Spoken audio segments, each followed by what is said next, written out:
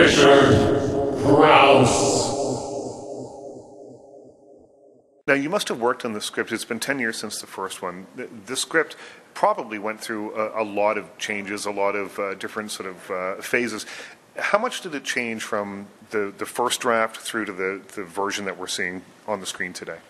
Night and fucking day. Yeah. Night and day. I went through probably 10 drafts of this script, and the first couple I was developing and writing with Willem until we both kind of figured out that his character had experienced a full fucking arc in the first movie. He's like, what are you going to do with a guy who went over to the dark side dressed like a chick? I mean, he was like, I don't know. So we once I cast off those shackles and just put her in charge, 30 to 60 days, I cranked out the script we shot with. Once the code was broken, you know what I mean? Now, why the decision? I mean, we touched on this a little bit, but to bring in a female lead in the first movie, I was trying to think back. I think there's only 3 women in the whole thing, and none of them are major characters. So why the decision to bring Julie Benz in as Eunice Bloom?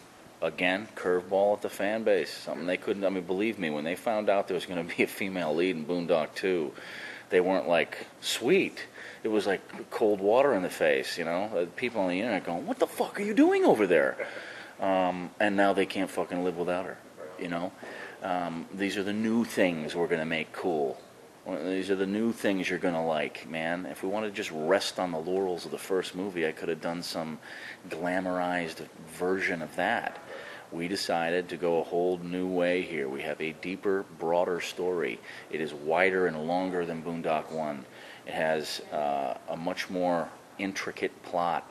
I mean, these period piece flashbacks work into the present day story at the very end, which is a difficult thing to pull off. I know, because I had to write my ass off to get it to where it was, you know. So what we're trying to do is provide Boondock fans with the old experience, but a brand freaking new one on top of that, you know. And I realize what we're up against. I mean, these fans know that first movie in minutia. And just because a chick with bigger tits and longer legs walks into the room doesn't mean they're going to, you know, suddenly go over to her. You know, it's almost like Boondock fans saying that the sequel, some of them have said the sequel's better than the first movie. And I can tell almost every time that they feel like they're cheating on their girlfriend when they do it, you know. They're like, you think it's better, right? You think? And then they're like another guy, well, yeah, I think it's no like, it's not like crazy. Like this is we're in competition with ourselves, which is kind of nice. But they've had years to watch this movie over and over again, fall in love with it over and over again. And I don't have any illusions that suddenly we're going to flash them something new and they're going to immediately... they all want to see it. They're all loving it so far. I could not have scripted a crazier reaction to it. But I believe that ultimately the Boondock fan base is going to get both of these things and play them sort of one after the other.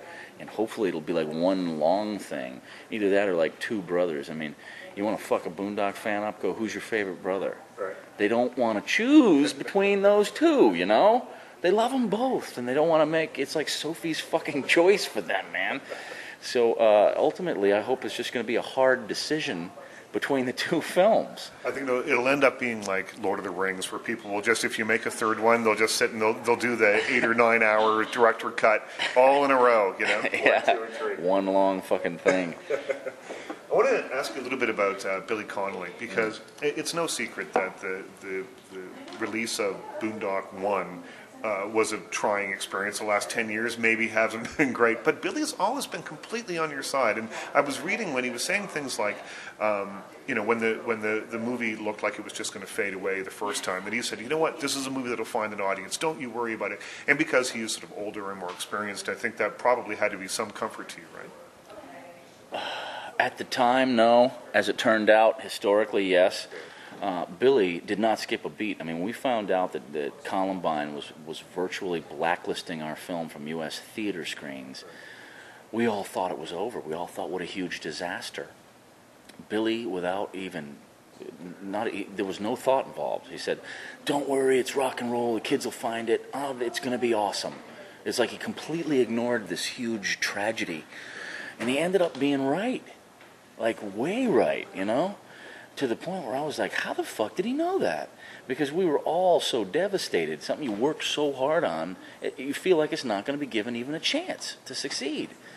And Billy was one of those guys that, I think he's just been doing it so long. He's a godfather of this industry, and he just knows shit that the rest of us don't. And I don't think he gets involved in our little fucking sensitivities, you know. And he's one of those cats, man. I almost feel like he's like a surrogate father to me when we work together, because we have so much fucking fun. It's ridiculous, man. There was this one time I come out and he's got this, he's reading the Hollywood Reporter, and he's looking at the fucking thing like this, and I'm like, what? What's the matter? And it was during the Oscar time and all those For Your Consideration ads. He's like, it's fucking for your consideration. It's all the way through the fucking... And he goes, look at this. The Winslow boy. For your consideration. I've considered it. No. And all fucking day on set, people were like, I've considered it. No, for anything. I'd be like, can I get another light up here? I've considered it. No.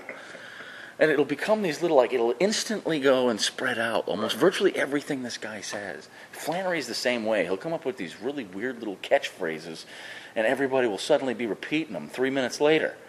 So on our set in particular, I know directors try to convince people that, oh, it was like a family. It really was with us. We love freaking hanging out together, and when we got to make a movie together, it wasn't something we had to do. It was something we got to do. Everybody was jacked, man. Richard